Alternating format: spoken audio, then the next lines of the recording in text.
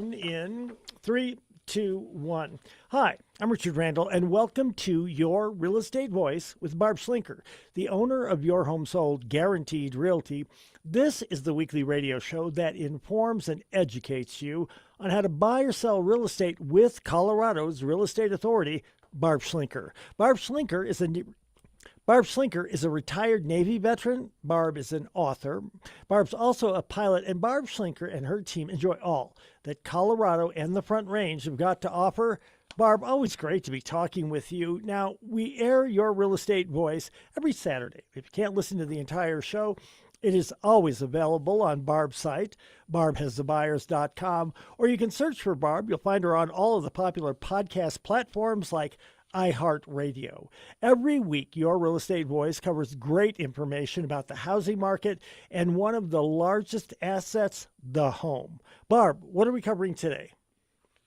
Well, Richard, the first topic is something I probably talk about too much, but it's really critical in this market, is about why overpricing is a huge mistake, especially in a correcting real estate market.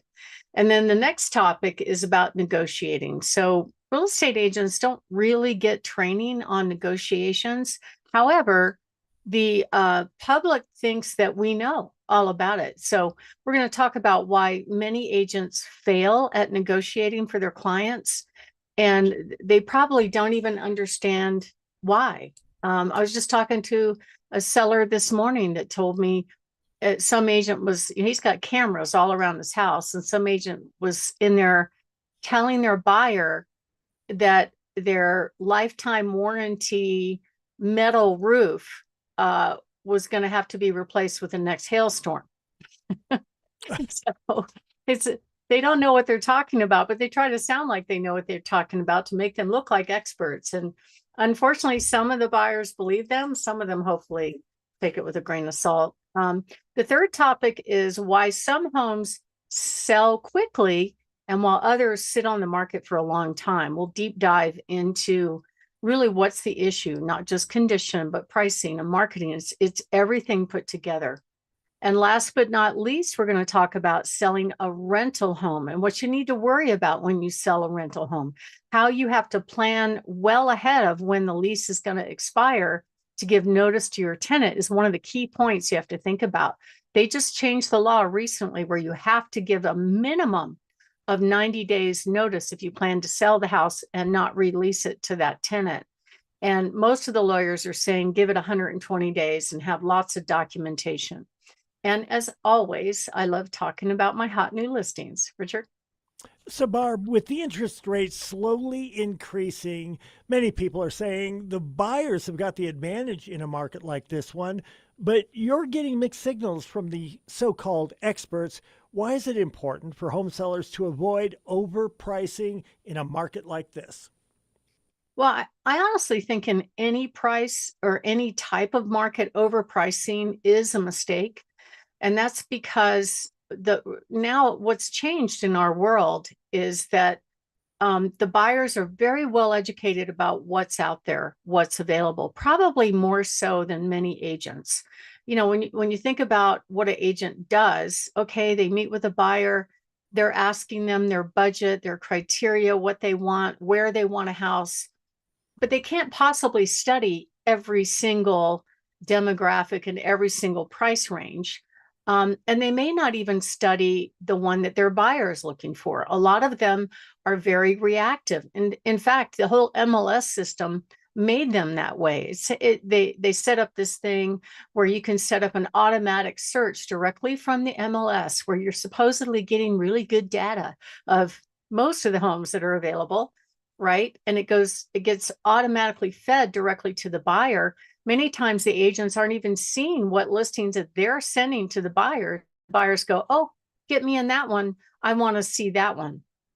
So they don't know anything about it. They don't research it many times until they go and show the house, and then they look into it finally. At that point, what's changed today is the buyers don't even want to spend their gas money going to look at homes that don't attract them to maybe making an offer. So years ago when I first started, probably the average buyer I would work with would look at more than 40 homes, probably 40 to 60 homes was pretty common.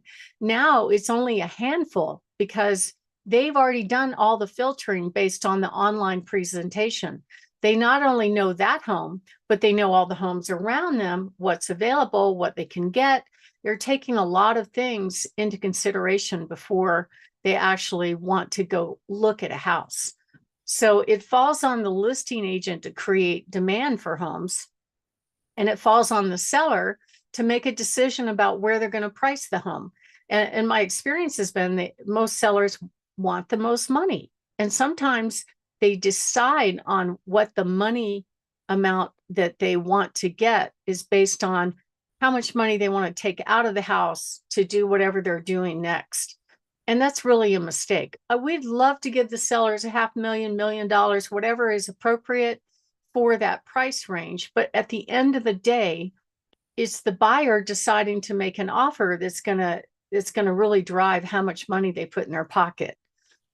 So it's absolutely critical that a seller makes those decisions. And it's very critical that that decision is made early on in the process rather than following the market down. So what I see in the market going on right now is that we're sort of very gradually declining in price. And there's a lot of factors that are causing that. One of it has to do with the demand, right? And demand is very much related to interest rates. So the interest rates actually in the last probably month or so have gone back up. 30-year fixed conventional is almost 6.7%. VA and FHA 6.25%. So we had it with a 5 in front of it not too long ago. But the problem is every time they tick the mortgage rates up, it takes away buying power from the buyers. They have to reduce their price range of where they're looking. That's why they're very, very price sensitive. That's why they're looking at everything around it. And that's why they really understand what's available in the market, because internet is so prevalent. They can really get anything they want right on their phone or at their fingertips of their laptop or iPad. And they recently did a survey for buyers to find out, are they actually planning to buy a house in 2026? And only a small percentage of them said yes. A larger percentage, almost 40%, said maybe if the prices go down. 5%, it says it depends if the mortgage rates drop enough. And the biggest number there in that questionnaire was 44% said, no, we're not buying this year, maybe next year if we see the economy improve, meaning affordability. So people tend to raise their price in the spring. And we've actually been seeing that this year. We kind of see it every year. It almost looks like a sine wave where the prices tend to drop down over the winter time when fewer buyers are out there, and then they zoom back up going into the spring and the summer. But if you look at the comparison from last year to this year, the amount of average asking price for a home is down by 2 full percent. So the average price is in the fives. That means the prices have dropped about 10,000 from last year, or if not a little bit more. The other problem we have is that people that bought back in 2021, 2020, when they were facing bidding wars, when mortgage rates were really, really low, like 2.5%, 3%, it was like free money. It was actually cheaper to buy a home than it was to rent with these low interest rates.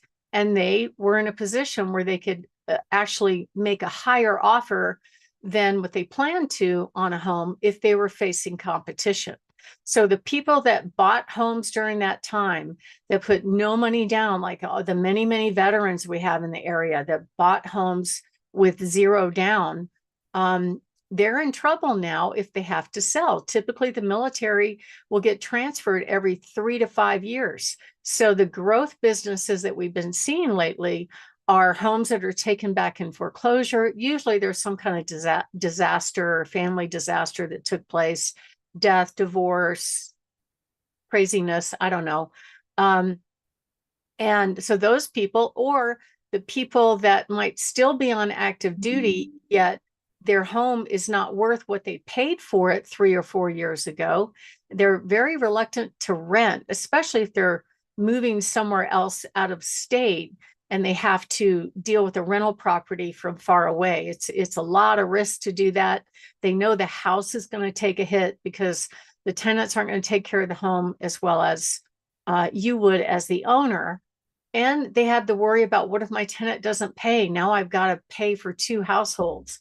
So there's a lot of risk to that. So what's happening is we're seeing an increase in the number of foreclosures in the area, especially for VA loans. We're also seeing an increase in the number of short sales and also VA assumptions. Now, a short sale means that we're asking the lender to accept less than what's owed on the house. So if they bought in 2021, if they paid zero down, they probably owe very similar to what might be worth right now. When you add in selling costs like that, they're upside down.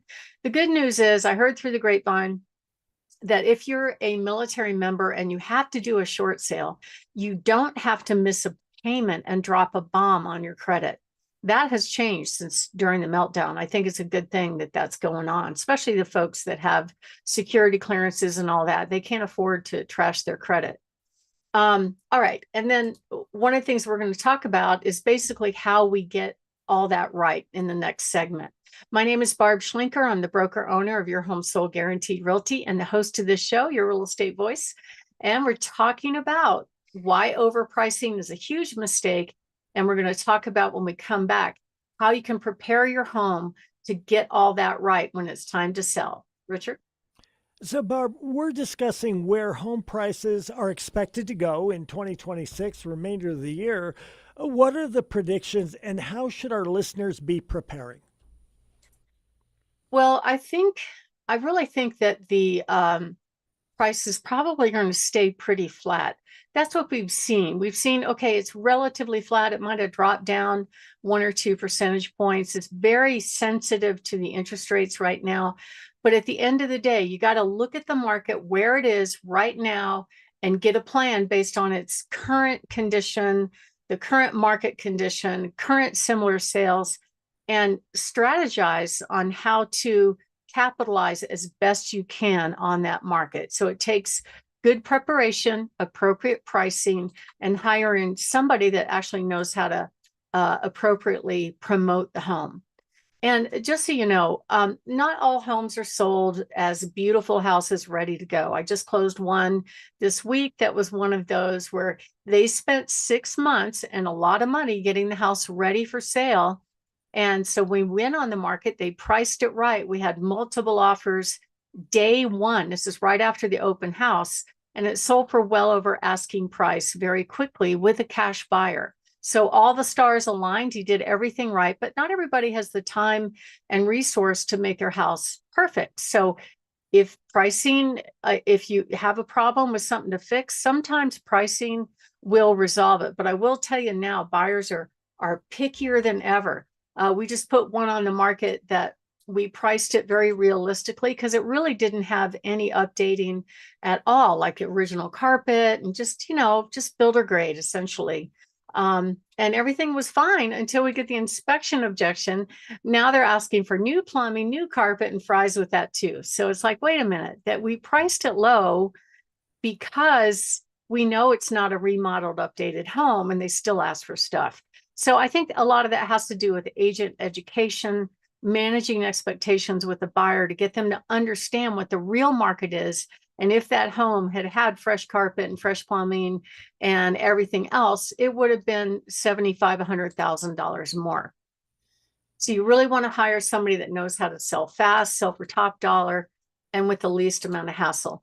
And the market's going to tell you very quickly if you didn't get pricing right based on the volume of showings and the time on the market. And we'll go into a little bit more detail now in the next segment about that. So if you are thinking of making a move, give us a call, 719-301-3900, or go to barbhasthebuyers.com. Richard? You're listening to Your Real Estate Voice with Barb Schlinker of Your Home Sold Guaranteed Realty. If you're thinking of making a move, call Barb at 719-301-3900 or visit barbhasthebuyers.com. When we come back, we'll be discussing why many agents fail at negotiating for their clients. Barb will explain that.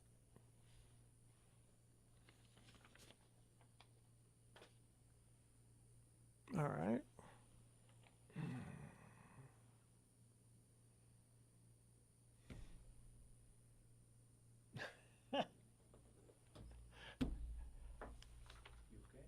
It's just, how many places on a desk they're over there? I was going to say, how many places on a desk could you actually put the scripts so that they weren't right at your fingertips? And it's because you put them all the way over here.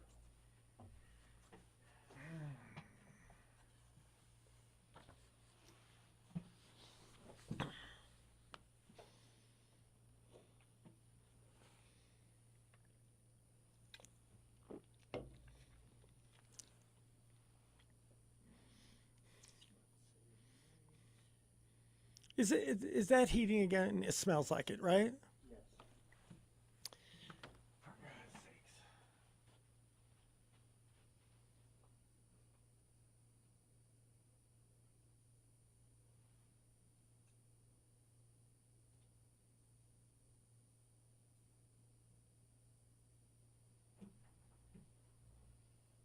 Hey, Griff, are you on?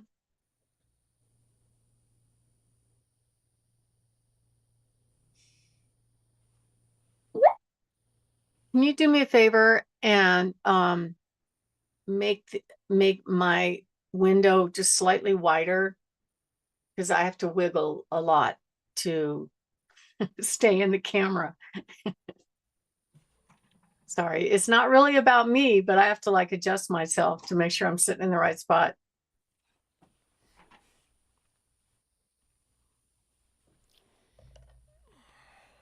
Thank you.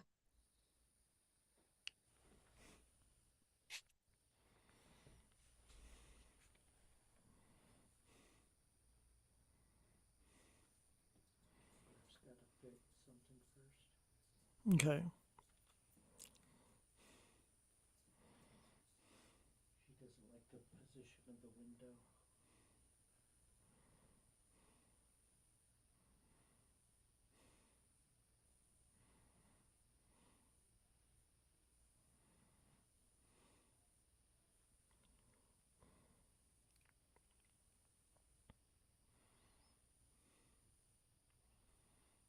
Hmm.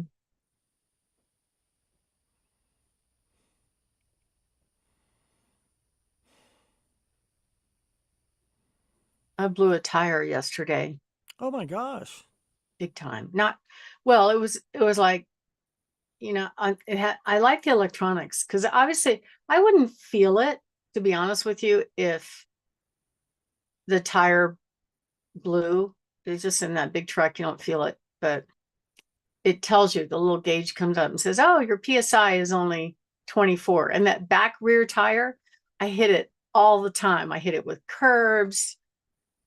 Never buy a car from a real estate agent. It's a big mistake, especially me, you Or know. don't buy a car from me. I mean, twice in the past 6 months, the right front tire hit a curb, blew it out exactly the same way both times. The guy who came to repair it was like, "Wasn't I just here?" Yeah, you were. I'll tell you what though. Sometimes things happen for a reason. So we mentioned it for this reason. I did not know until the last one where I had actually changed the tire and I put the temporary one on.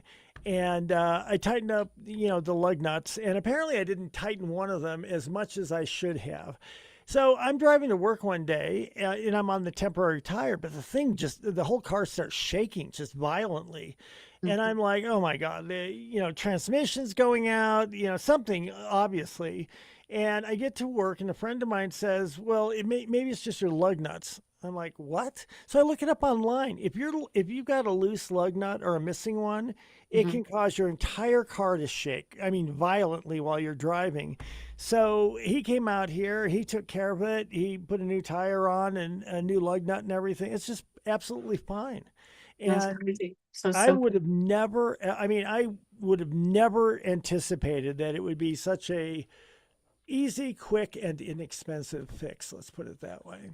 Well, so my pressure went from 24, and then I thought, oh, I got to do something about it. And then I forgot, and I went to grab lunch. I'm sitting in the parking lot. It goes 5-0. Whoa, Zero's not jeez. good. 0 is not good. But there's a Pep Boys right across from my office. So I drove it over there. I'm thinking, man, I'm destroying the wheel right now. I just know it. And they were so nice. Well, first of all, they said you can't just replace one tire on a 4-wheel drive car. It messes it up. You have to replace 2 or 4. I'm like, okay. Right, exactly. But they didn't have them. So they put my spare on it. Just so you know, in that vehicle, we had a flat tire once right after we bought it, way out in the middle of nowhere, south of Flagstaff. Mark drove over this big metal thing, and it went really fast. PSI went down. He pulled over. And it took like an hour. Well, we tried to follow the instructions in the manual and change the tire. It was impossible. It was just really hard. So anyway, these guys put my spare tire on, and then I couldn't pay them. They wouldn't let me pay them anything. I didn't even buy a tire from them. I wanted to, but they didn't have them in stock. And they said, no, you're good. It's okay. They were so nice. That Really is, impressive. wow. Wow. So On the other hand, I was thinking that they've got those police sticks that they throw out there, those stop sticks. That's probably what Mark drove over. Damn it. it could be. Yeah, The Schlinkers are running from the law again. exactly. Yet again. All right, I got number 2 ready to go here. David's All right. good. I'm good, Barb. How about you? I'm ready. Count us down in 3, 2, 1. Welcome back to Your Real Estate Voice with Barb Schlinker. This is the weekly radio show that informs and educates you on how to buy or sell real estate with Barb Schlinker, the owner broker of Your Home Sold Guaranteed Realty and the host of the program. Barb, we're heading into that summer selling season. You're out there selling homes all of the time. What are you seeing in the market about negotiations, and how can you help our listeners win when it comes to negotiating a price? Well, I think the public assumes that agents are well trained on negotiating, and I can tell you for a fact they're not. It's 1 month of school to be a real estate agent, and there's almost no training on the things that they expect us to know: the market, marketing, negotiating, handling objections, closing, and the process. A lot of them, they passed a test, they go hang their license with a broker, and they get treated just like I was treated. Go sell, figure it out. And I'm like, okay. So it hasn't changed much over the years. It's really unfortunate. But the public thinks that you know exactly what you're doing on the negotiating front. So like my favorite thing is to find a way to get multiple offers and then play one against the other and try to get the most money. But it's interesting to hear what is said. Now, you have to assume that pretty much everywhere you're going to be on camera somewhere. I mean, one of my employees got a ticket driving the moving van. There's her face right there running a red light. And it comes to my office, thank you very much, with her face on it. So there's cameras everywhere. And I think it's a really good idea for home sellers to put up cameras both inside and outside their home, because some of the stuff that's said is extraordinary. I was talking to a seller this morning about how shocked he was at what was said about the home, what was said about its value. They said something about, well, all that mulch in the yard, that's just going to blow away. And he's like, no, it doesn't blow away. He's lived in the house since it was new. He's like, where is he coming up with this stuff? Why is he making up that stuff when he's showing it to a buyer? And I said, I don't know. I think the agents are trying to position themselves as experts. I used to do that, but I would only talk about what I knew something about, just because I'd been through a whole bunch of new construction walkthroughs where they explain the framing and how the furnace and the water heater work and stuff like that. But I wouldn't just make stuff up to sound like I'm an expert. Or they'll stand out on the deck and they'll see a little bit of peeling paint and go, oh, this thing won't be financed for VA. I'm like, yes, it will. It just needs to be repaired. And it doesn't say that the seller has to do it. It says they just have to notify you. So I don't think a lot of agents really understand or pay attention to what's in the contract very much. So at the end of the day, the reason why they make mistakes, I think they're trying to make themselves look good and establish their value, because really it's part of the transaction, paying their fee, but they don't know how to do it. So they just come up with stuff. And I got one on that same property just a few weeks ago. The agent took the time to take 87 pictures of the quality of the paint and asked for fresh paint within the offer. It wasn't even part of the inspection objection. Now, 87 pictures, I mean, that would take me at least an hour, right? But it didn't work out for them. They didn't get the house, somebody else did. But at the end of the day, when you decide on pricing, that will, if you price appropriately, that will put you in a position to win. Now, in general, as far as the buyer front, they have to be prepared to make an offer. And sometimes I see buyers asking for stuff in the negotiations that are really not appropriate. Like, we've had a huge crowd at the open house. We got multiple offers. They know there are multiple offers. So they get under contract. And then after they do the inspection, they're asking for all these upgrades. That is not part of the sales process. It's appropriate for a buyer to ask for repairs on broken things. But in my view, it's not appropriate for them to ask for upgrades. Like, I want new carpet. I've had them ask for new carpet. I've had them ask for granite counters. I've had them ask for new windows. I've had them ask for new plumbing systems, and even a new roof without any documentation that there were defects in these. And my favorite is the whole mold wand thing, where they come in and go, oh, it has mold. And there's mold everywhere, inside and out. I don't think any house is mold free, but their inspector came up with this test that said there was mold in the carpet. And it's like, okay, but it's priced $75,000 below similar sales. So you're actually expecting at that low price, you're going to get all that new stuff too. So it's just a part of it is the agents don't know how to manage expectations. They just become overpaid messengers, where they fill out a 10-minute contract. They may or may have not shown the house. In this case, they weren't there with their buyer. And then they ask for all this junk without saying, hey, wait, this is a party foul. Is it appropriate for you to ask for all new stuff? They probably don't even know what the market value of the home actually was. So those kind of things can be interesting. And I think the seller takes a look at a contract logically and says, all right, I've got a buyer that wants to buy.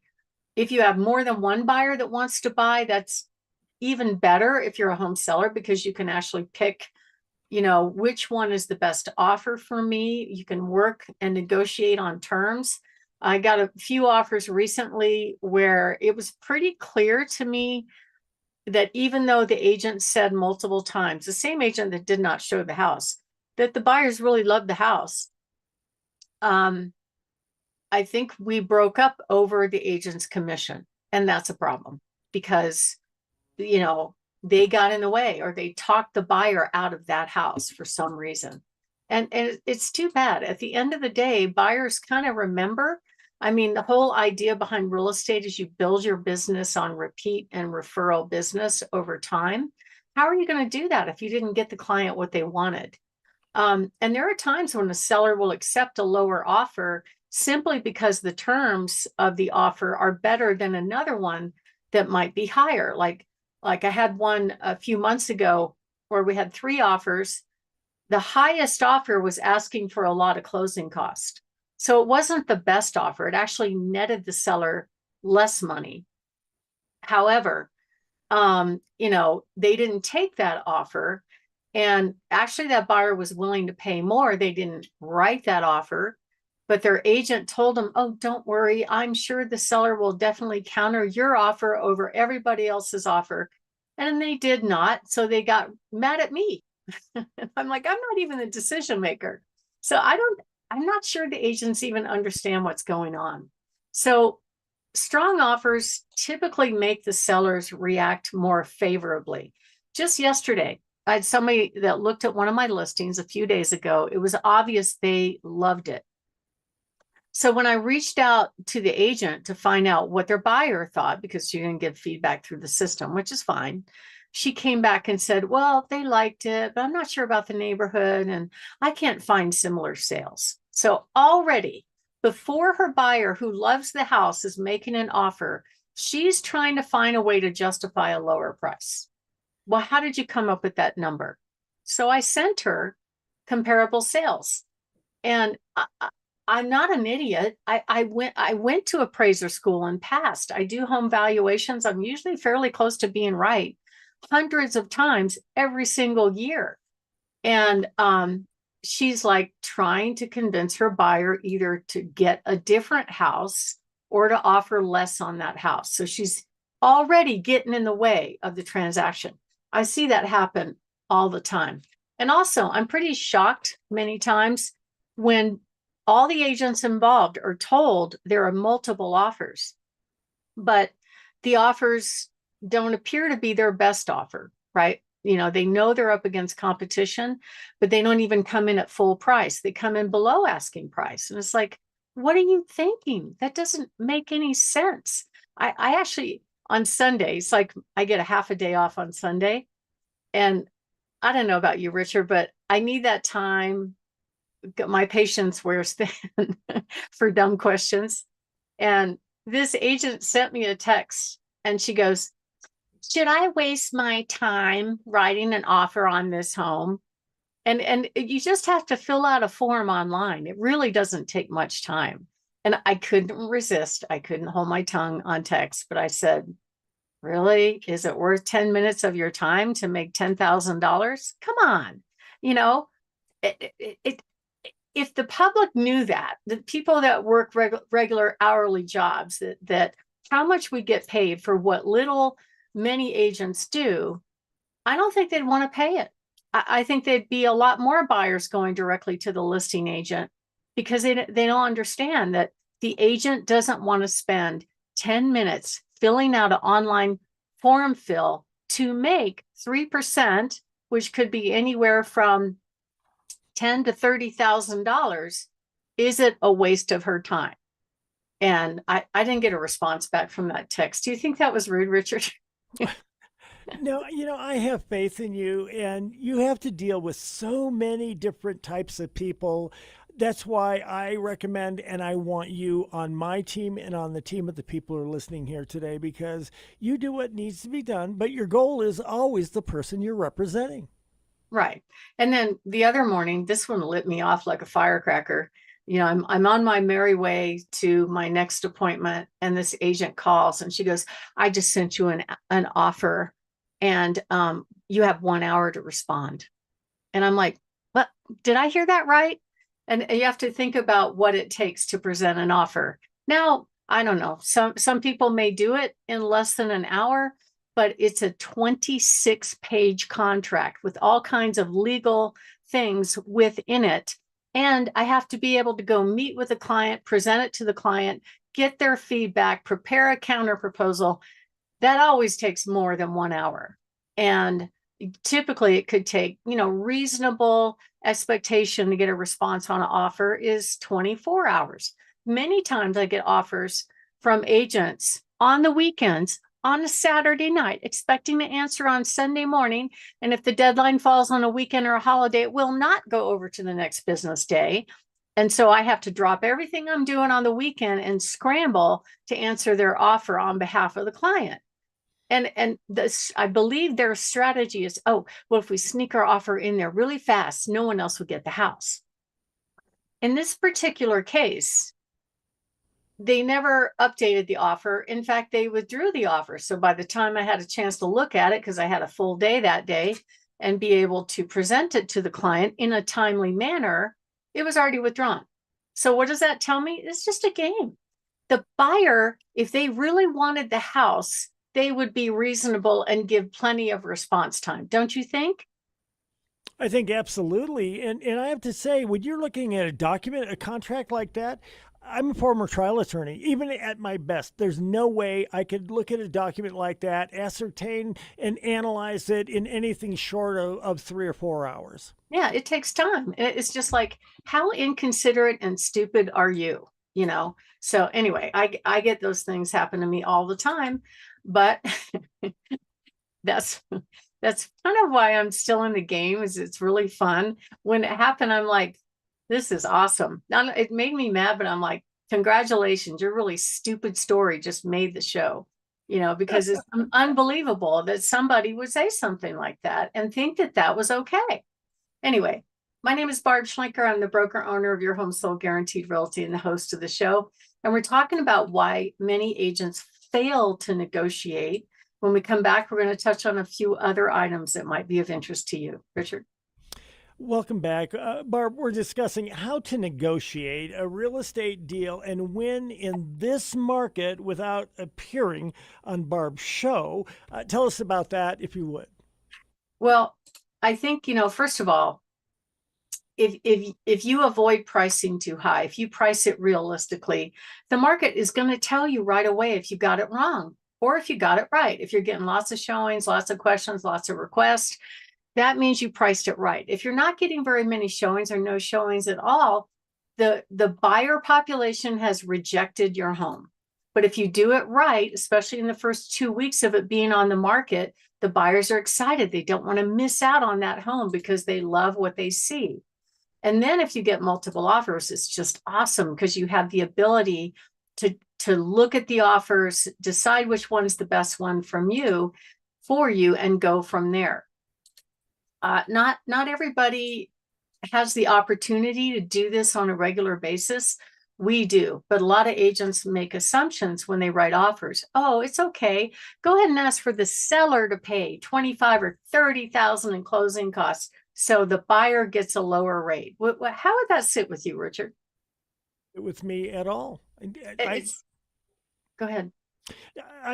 I'm amazed sometimes at the things that you hear.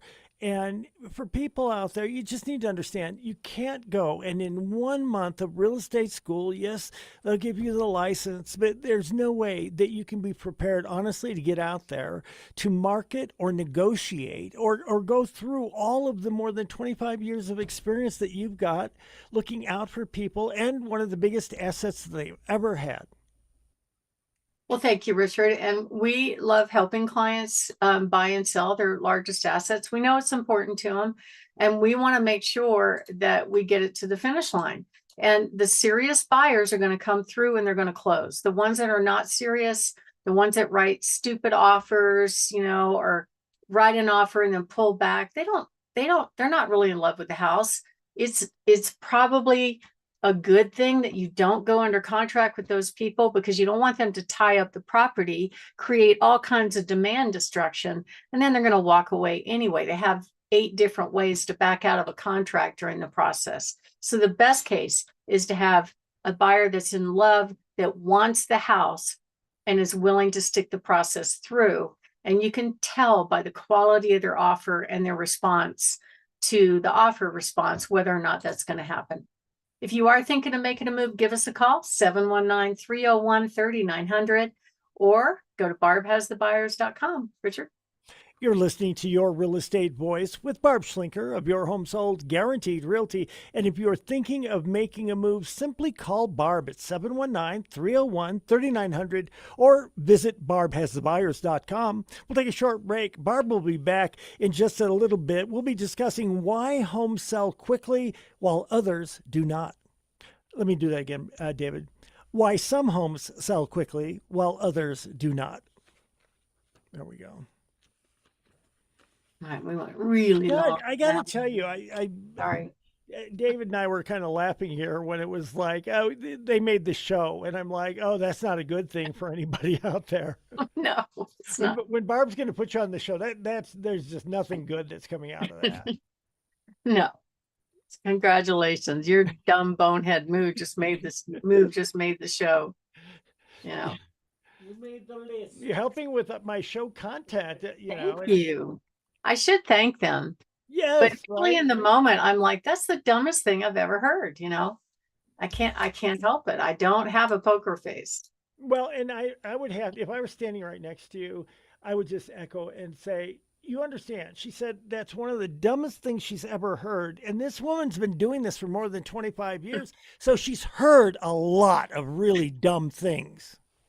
Congrats. You're in the top 5%. Yeah.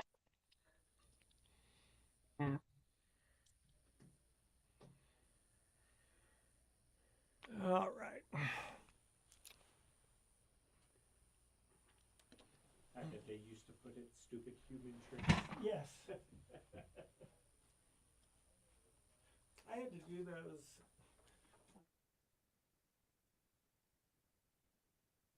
It was, I mean, it was okay. I mean, I got stopped. I literally had one beer, not even two. And He's telling us how he did stupid human tricks. yeah, on the side of the road, touching my nose and all that stuff. And I was Barb's fine. never had to do that. No, I was fine. You know what? I hate to admit this, but I was fine that night. Just one beer wasn't a big deal. On the other hand, I can think of, I don't know that many, at least a couple of times where there is no way I should have even thought about driving home. And I am thankful that nothing bad happened to me or to anyone else. It's easy though, because your judgment is impaired when you're, I tried to explain to somebody that, you know, when your I judgment don't think it is. what's that? And you don't think it is. You don't. And so my example would be, okay, so you're making a decision to drive or not, and you're completely sober. It's like, okay, I'm good to go. But after you've had a couple of drinks, now you're making that decision, but your decision is not a good one because you're already have two drinks inside of you. And yeah, I'm okay. I mean, if your default somehow just becomes, nope, I'm not going to do it, I'm going to err on the side of caution, then you're all right. But I don't know. There's an angel looking out for me from time to time, I guess is what I'm thinking. I remember one time I got pulled over and I was like, this is not going to end well. I was really coming back from a baseball game or something. Right. And he came up, he got my driver's license, he walked back, and then he came back up and he said, I have to go. I have to respond to a domestic dispute thing. I went, oh. You know? And I was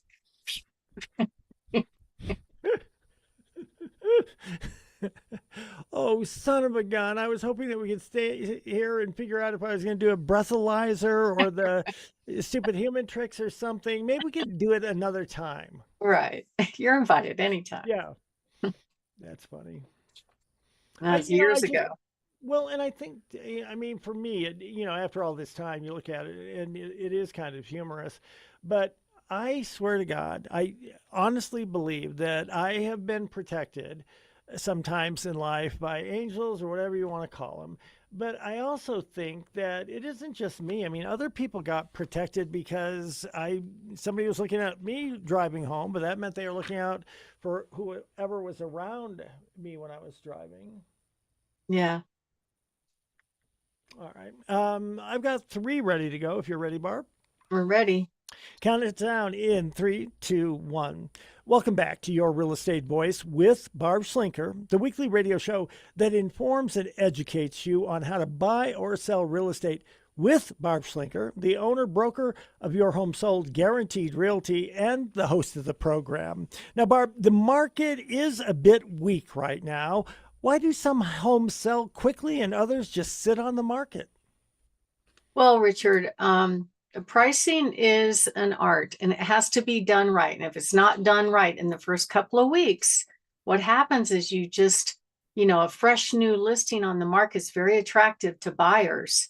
And then after a couple of weeks, it sort of gets stale and tired and uninteresting. So it's always good to price a home what I call realistically versus optimistically. And, you know, most home sellers kind of assume that they're selling their home as is, where is, with all its faults. And that's true. That's what the contract says, but nobody behaves that way.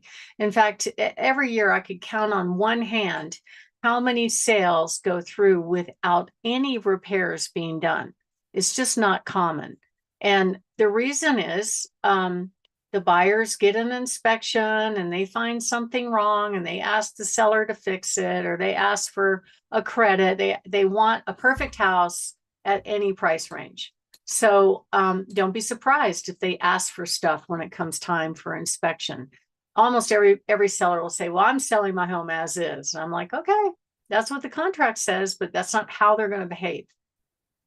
Now, in general, you can either fix whatever's broken, or you can sometimes price for it, meaning price the home low enough that that the buyer says, I'll take it. I don't need to do any repairs. I don't want to lose this house. Because the way the inspection negotiations happen is if the buyer says, okay, Mr. Seller, I still want to buy the house, but I want you to fix this and this and this and this. And if you don't, in a couple of days, I'm walking away because I didn't get what I want. And that's the way the contract is actually designed. There is a hard drop at a certain point in the contract. Now, do all agents know that? No, I wish they should, but I had one that told me a couple of weeks ago. I said, you know, we're out of contract, right? Because we missed that deadline. They didn't reach agreement. And he texted me back, what do you mean we're not in contract? I thought, oh my God, he doesn't know. I said, I can't believe you don't know. You need to talk to your broker. Just talk to your broker, because I can't help you with that one. But anyway, most sellers want it to go through. We tried everything to get it to go through. I sent him a form to revive the contract, and then he ghosted me again. So it's like, dude, what are you doing? Do you have another full-time job? I don't get it. So there is no job description, even though I'm told at times what my job description should be or shouldn't be. Everybody defines their own job description. The only thing that we have to do is whatever we agree to in our agreements with our clients, and follow the state laws, which are very light. We don't have to verify the buyer can buy. We don't have to verify anything on inspection, but you want the love fest to go on until closing. You want these buyers very motivated, because they're going to sign on the dotted line for a very expensive thing, a house, right? So you want to make sure that you try to position the home in the best condition you possibly can, but that's not always the case. And if it's not the case, then you have to price it for that. I recently had a home that was taken back in foreclosure. It's owned by the VA now, or was owned by the VA. And so is a relatively new home. It had a few cosmetic dings, like a little broken trim upstairs and this and that, a little bit of paint. But somehow in the initial phases of getting the house ready for sale, somebody broke into the home and stole all of the stainless steel appliances and the quartz countertop in the kitchen. Now those are like built and designed for a specific size. It's not like you can just go resell it somewhere else. It's just stupid. And whoever did it was a pro, because it was very carefully extracted from that top. And I was worried about it. I thought, okay, this thing for sure is gonna sit on the market for a long time. But in fact, because they priced it right, we got a bidding war. Now the VA almost always sells their homes as is, where is, with all the faults. In other words, they don't fix anything. So there was also a broken window, and the buyer got a VA loan. So inspection time, the agent comes back to me and says, well, the appraiser says you have to fix the window. I said, no, that's not what the contract says. It says as is. Well, what do you mean? I thought the seller had to fix it if the appraiser says you have to fix it. I'm like, no contract says that. And they are selling it as is. So what what the buyers do a lot of times, if they really want the home, if the home is priced right, that they're in love with it, that they're willing to absorb any repairs that need to be done, they can do something called a repair escrow, where they're actually funding the cost of that repair into their loan because they know it will appraise at more than their contract price, and be able to repair those things after closing and still get a decent home in a good location. Now, some of the high cost things that you probably should check out in advance for sure. I would say at least 2 out of 4 houses have some kind of roof replacement issue, hail damage, wind damage, age damage, whatever it is, that makes their roof uninsurable. Now, there's nothing that obligates the seller to replace the roof. In fact, I had one seller that said, I'm not doing it. I don't care if my roof has hail damage. My deductible's too high. I'm not going to do it. And so he didn't. He offered the buyer a $2,500 credit to put this sealant on the roof, kind of like Flex Seal. And so she accepted that and closed on it. And right before closing, I asked the buyer's agent, I said, hey, is she going to put that sealant on the roof? He goes, no, she's going to wait for the next hailstorm and replace it. So basically she got money out of it, but she never did anything other than maybe getting deductible money for when they do get the next hailstorm. So the things that can be expensive, water heaters now are about $2,500. Inspectors will come through and they'll be like, well, water heater's more than 10 years old. It's got to be replaced, which isn't true. I've had mine last 25 years. Furnaces, they can be pretty spendy now, $4,000, $5,000, $6,000. But if they're working, there's no need to replace it. You can couple them with a home warranty and get the buyer to sign off on it. Electrical panels, so about a third, maybe 30% of the homes in this market have that Federal Pacific panel, which if you research it online, it indicates that if a circuit's overloaded, the breakers won't pop, causing fires. And there have been fires. So it's probably a good idea, or just to plan to budget to do that. The best prices I've seen for a new electrical panel are about $2,500. That's pretty high ticket. Structural always is going to be, a lot of money. So hopefully you don't have those issues. But most of the updates are fairly easy, fairly low cost. And a lot of them can go a long way to getting the buyer from it needs too much work to I'll take it and I'll do my own updating. One of them in particular like that is flooring. You can generally get all new carpet, and even in a big house, probably as little as $5,000, and be able to make the home feel fresh and move-in ready with a relatively low cost. So pre-planning can really go a long way. Clutter, of course, is important. You want to make sure you clear out clutter because buyers can't see past it, especially in a photo. And remember, your first showing is online. If you don't get that right, they won't leave their fuzzy bunny slippers and spend their gas money to come take a look at your home. So you want to make more space, make it look light and airy. A lot of people think that when they declutter their home the way we recommend, they're like, it doesn't look like anybody lives here. I'm like, yep, that's the whole idea. It's perfect. Make sure you take care of the key rooms: curb appeal, backyard view, living room, kitchen, master bathroom, master bedroom. Little things like flooring and neutralizing paint can go a long way. Repair broken stuff. Doorbells, very inexpensive thing to fix. But it just makes this impression when you're walking up, when you see a broken doorbell. We talked about flooring, and then some of the not obvious gotchas, of course, are the roof, the sewer line. Oh my God, I spend so much time on sewer lines and septic lines because that's been the latest darling of home inspectors. They'll come in and they're not plumbers, right? And without permission, I've had them take this disgusting wheel of rope that's been inside other people's sewers with a camera on it and go do a sewer scope of your line. And sometimes they're pulling a toilet without permission to do that, which I don't let them do it. I say, no, if you guys are going to check the sewer line, you got to bring in a licensed plumber or a plumbing company that does this all the time to make sure they get it right. And one that we had one sale recently where we had a plumbing company come do it, And then the inspector's company did it as well. And I was told, well, they got a certification to do that. And so the seller had just put brand new carpet in this house. And so we had one of my team members was there at the inspection. He sent me a picture of there is the inspector that got the certification to check sewer lines with this disgusting wheel sitting on her brand new carpet. Would that make you mad, Richard? It would make me mad. I'm sorry. It still makes me mad. It would make me incredibly mad. Wait, she just asked me a question here. Hang on one second.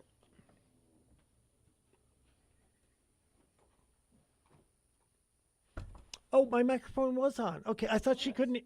My mistake. I thought she couldn't hear me. You're fine.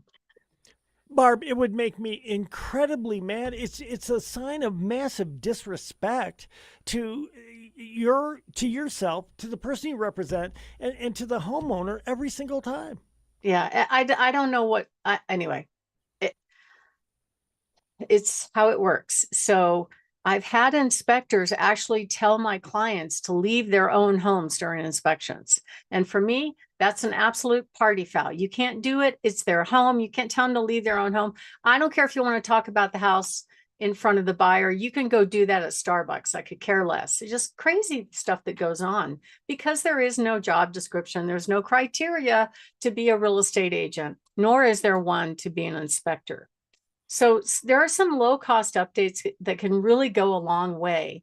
Old dated finishes like the brassy light fixtures, brassy door handles.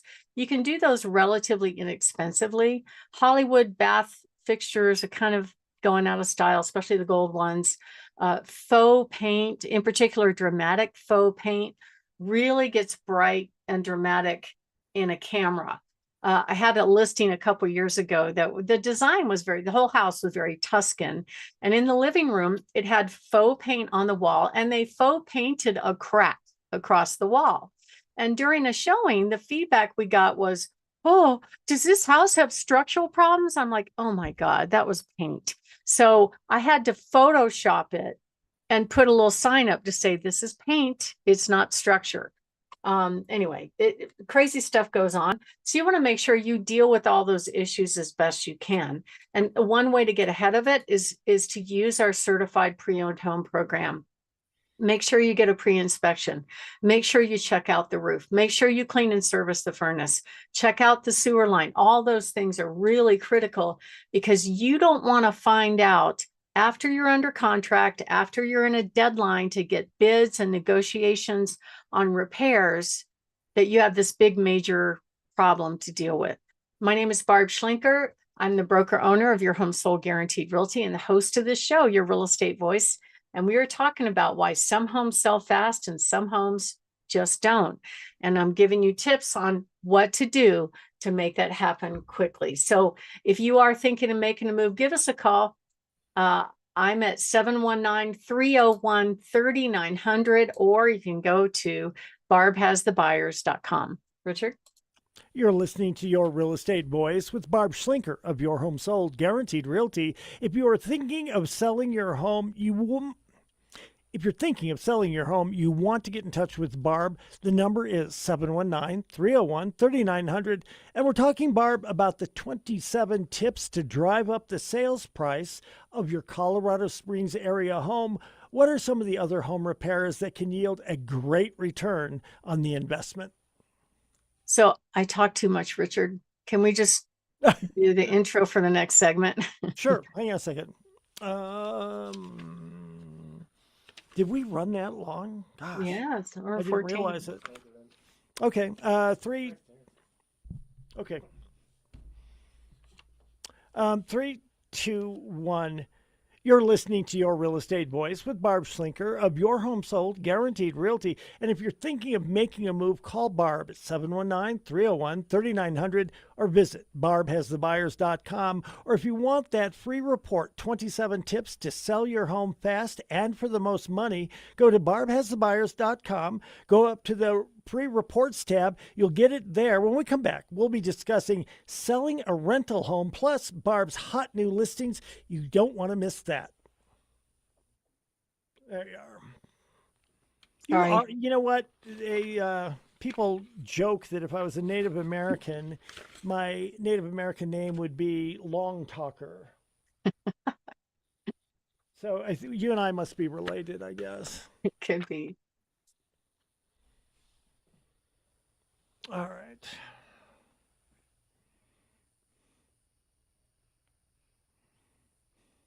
I would call you wind of the everlasting sky. Yeah, wind bag or something like that, right? I said wind of the everlasting sky. Oh, there you are. Yeah. There's a magistrate, small claims judge. His name is Wingstaff or something. Right. He talks a lot. I nicknamed him Judge Windbag. So, but at least I liked him. Last judge I was in front of, I'm like, stay out of courtrooms. That's the lesson. That's a very, very good lesson. That's Man. a great lesson. You never Because know what's seldom going to is happen. anything ever good going to come out of No. In fact, when people ask me, so why are you leaving practicing law and stuff? And the shortest answer was, you understand that there's hardly anything that happens when there's a lawsuit or a court or a judge involved. The only uplifting things I can think of would be maybe an adoption or something like that. Other than that, somebody has been injured, somebody has been hurt, somebody wants to divorce somebody, somebody's been charged with a crime. There's a lot of negative side and not much positive side. Right. And then you've got the wild card of the judge. Yes, You know. totally. They can change the outcome of a case no matter what kind of evidence you have. I was in Chicago for 7.5 years, and there was a Judge Kelly. He's my favorite judge, nicest guy in the world. And he and I really liked each other. I'd go over and just sit in his chambers, and we'd BS for a while and stuff. He was interesting because he never actually went to law school. He was never a lawyer. Back when he was an older guy, but when he started, you could be elected judge just based on your name and the fact that people thought you'd be fair, etc. And then you Wow. kind of learned on the way, right? Yeah. So I just thought the world of this guy. I quit practicing law. I get into television. I was already out here, so I was probably in television for 4 or 5 years. And they had this big scandal in Chicago, Operation Greylord. And they found out that, oh God, it was about 20 judges had been accepting bribes and stuff. Sure enough, he was one of them. Oh, I mean, no. I would have gone, to the ends of the earth, swearing that this guy never ever be involved in something like that. And I guess it what it was. Yeah. All right, I've got number 4. I'm ready to go here. I'm ready. Count us down in 3, 2, 1.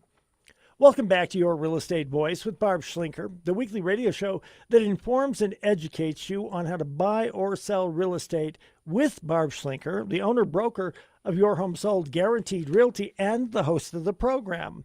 Barb, sometimes people decide to sell a rental home. So what are some of the things that they should be prepared for if that sale is a rental home? Well, I think people reach a point, Richard, that it's like they don't want to deal with it. It first of all, it's not as liquid as, say, selling a stock. So if they need money for something, they have to consider the lease. They might be able to sell a property with a tenant in there, but a lot of tenants have rights, so you can't really get them out until the end of the lease, and you have to give them all kinds of notice. There's a lot of rules around it. And so the other piece of that, of course, is taxes, which we're going to talk about that. But at the end of the day, most people did pretty well in real estate, especially if they bought right after the real estate meltdown took place. And since then, they've probably picked up quite a bit of equity. So some people are like, all right, I don't want to deal with tenants, toilets, and terrorists anymore, and I'm ready to go. So we're going to talk in this segment really about some things that have changed in Colorado law, what you should think about, and how you should plan ahead before you actually sell a property, especially a rental property. And I get asked all the time, why can't I just put it up for sale while the tenant is in there and actually sell it rented? Like let the new buyer assume the lease, but you're taking a massive buyer pool and pulling it down to a little trickle. So the chances of it being successful are not great. It happens. It would happen on a multifamily home, like a duplex or a fourplex. Those sales happen all the time. And actually, those kind of buildings will sell for a premium. For some reason, they've always been hot real estate in Colorado Springs. But, you know, when it's time for the tenant to move, sometimes the tenants are giving notice. Sometimes the sellers want to sell. Some of the rules have changed. One of the rules is that, let's say at the end of that tenant's 1-year lease, you decide that you're going to sell the property. You have to give the tenant minimum 90 days notice and preferably 120 days. And then if you do that and the tenant moves out, you can't re-rent it. Like some people would say, oh, well, I'm just going to sell it. I want you to move out. And then they raise the rent and re-rent it to somebody else. You're not allowed to do that anymore in the state of Colorado. Tenants have a lot of rights in the state, and I definitely would talk with a real estate attorney about doing that. And, you know, there are some tax consequences when you sell a rental property. Now, if it works out that you've lived in it 2 of the last 5 years, then you can sell it as a primary resident. And that's a good thing because you can avoid paying taxes on either $250,000 or $500,000 profit. But whether the tenant lives there or not, it sort of depends, because if the tenant is still in the house and you're trying to show it, if you just think it through, guess what? The tenant really probably doesn't want to move, right? So are they going to be as cooperative as they potentially say they're going to be? Are they going to show the house, you know, to make it look really good? Are they going to, you know, make the beds, clean everything up? Are they going to make the home available? It depends on what's in your lease. If you don't have that in your lease, you could be in trouble showing it in general. You could do it with 24 hours notice, but I'm here to tell you, as a real estate agent, when agents are showing property, most of them don't plan ahead 24 hours, especially on the weekends. So you could run into a conflict of interest. The other issues you run into are condition issues. Now, I'm here to tell you, I hear this all the time, that the tenant trashed the carpet, or they broke the drywall, or the paint was rough, or this and that. It's very normal. In fact, I think it's probably a good idea to just budget for it. Just plan on it, that they're not going to take care of the carpet or the walls or the landscaping like they normally would. And that's considered normal wear and tear. So you have to put your buyer hat on when you're planning on what you're going to do and how you're going to present the home to the market. How does the carpet look? Does it have an odor? Can a buyer move right in and feel fresh and ready to go? Or is it worth spending a little bit money to fix up and get top dollar? The other thing you want to be very careful about is you have to consider, what will it cost and how much time will it take to update a home to get it ready for sale? Things like fresh carpet, fresh paint. I just helped a couple years ago. Really nice home. I sold it to them when they bought it. It had brand new carpet and new flooring. When they sold it, after about 10 years of tenants, not so much. The carpet was thrashed, the paint was thrashed, the flooring was thrashed. And they found a pretty good deal to get everything fixed up. We put it on the market and it sold at a great price right away. But they were prepared for it. And I told them to plan on it years ahead of when they actually sold it. So things like fresh flooring, carpet, vinyl, whatever, generally $3,000 to $5,000. Fresh appliances, if it's needed. If it's not needed, that's fine. But let's say you have a mismatch of appliances. That's always weird to people.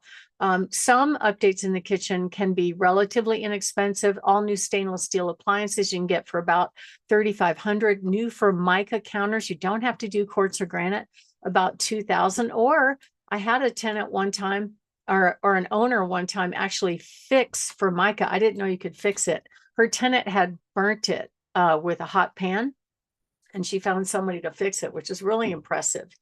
But at the end of the day, the buyers want fresh, move-in ready, and then they're not thinking about having to do remodeling. If a buyer has to spend money on the house before, right after they buy it, chances are, unless the price is really, really low, they won't make an offer on the home.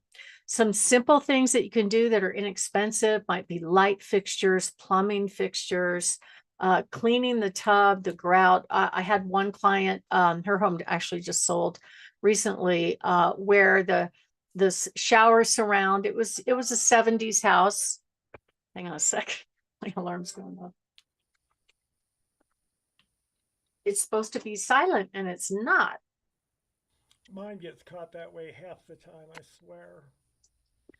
I put a nice case on it, but the case makes it hard to turn the alarms off and on. And half the time I'll think that I changed it, but I didn't really.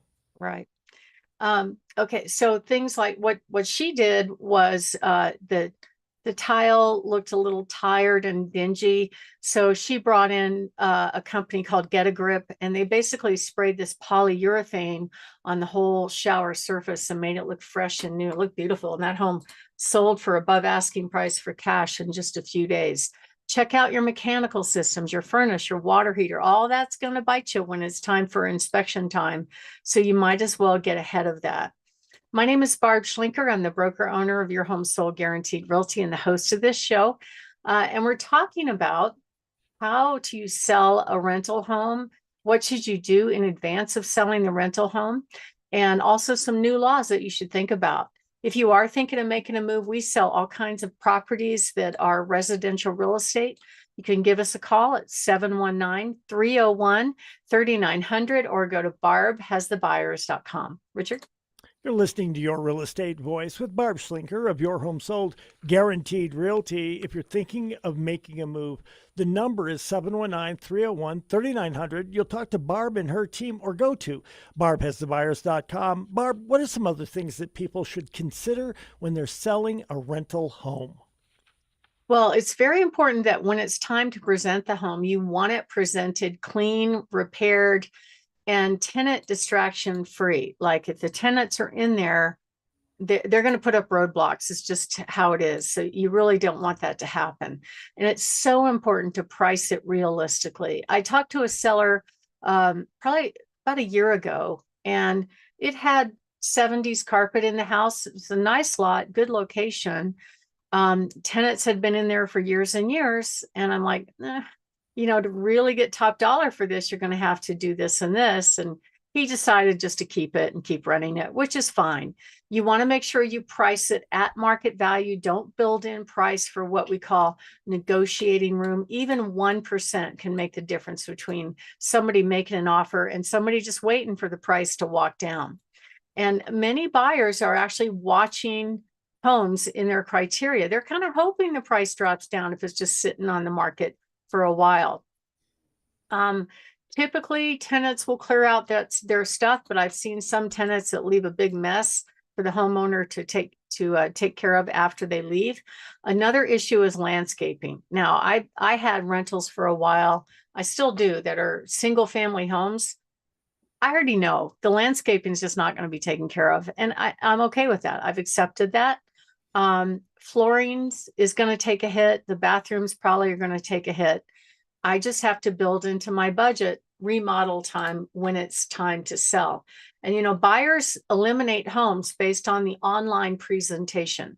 That's your first showing. So if you don't get that right, I don't care what kind of property you're selling, even though the seller says, well, can't we just give a carpet allowance? Can't we just get a credit for the dead landscaping? No, they're going to pass it by because most buyers are buying a home with all the cash that they have. They don't want a fixer-upper unless the home is priced way under market value. And then they're okay with it. There are some loans that buyers can get where they can actually fund as much as $75,000 into the loan for renovations. And that's okay if you price it that way. But if you price it full retail and expect them to accept the old tired carpet, it's just not going to work. So if you are thinking of making a move, give us a call, 719-301-3900. 3900 or visit barbhasthebuyers.com. Richard? So, Barb, you've got some hot new listings this week. Tell us about them. I do. I have a really cool home down in Monte Vista, Colorado in the low twos, a spectacular home in Peyton Pines. It's a gorgeous, really true log home on 7.5 acres with a massive detached 6-car garage, treed acres, beautiful property, priced in the upper eights. We have a fabulous home in Jackson Creek that has gorgeous views in the upper sixes, an amazing home in the southeast part of town in the mid threes on Kasdan Circle. Beautiful lakefront property on Blue Mesa Drive and Divide at $699 with 3 acres, really gorgeous home. Another fabulous home out in Peyton at $639 on 35 acres with a detached RV garage, and it has an assumable VA loan at 2.5% fixed. So what does that mean? You don't have to be a veteran to assume a VA loan. As long as you qualify for the payments, you can walk right into that low payment and enjoy owning that property. Another great property up in Crystal Park on Eagle Mountain Drive. Crystal Park is a gated community on the side of the mountain behind Manitou. Beautiful location. The roads are very well maintained. This home has an RV garage priced at $999. Another fantastic home on Reno Road at $599 on 62 acres south of Pueblo. Fabulous ranch, move-in ready, really great home for somebody that wants all of the tech toys where you could walk away from that house and control it from an app on Cascading Spring. In the mid fours, another fabulous condo at $199 on Sonana. If you want a downtown townhome where you can actually have the business on the main level and live upstairs, 275 East Fountain is for you at $525. Another beautiful home in Crystal Park in Manitou at in the mid 800s on Sugarloaf Road. It's on the side of a mountain. It has spectacular views from every bedroom, and it has solar. Beautiful ranch style home close to Country Club on Meade Avenue in the low threes, and another home down in Pueblo with a VA assumable loan on Gold King. A beautiful home on Warriors Path on 5 acres. Fantastic hobby farm on Judge Orr Road, priced at $1.39 million with an auxiliary dwelling unit, a custom ranch style home, 2 barns, 80 acres, really fabulous country living.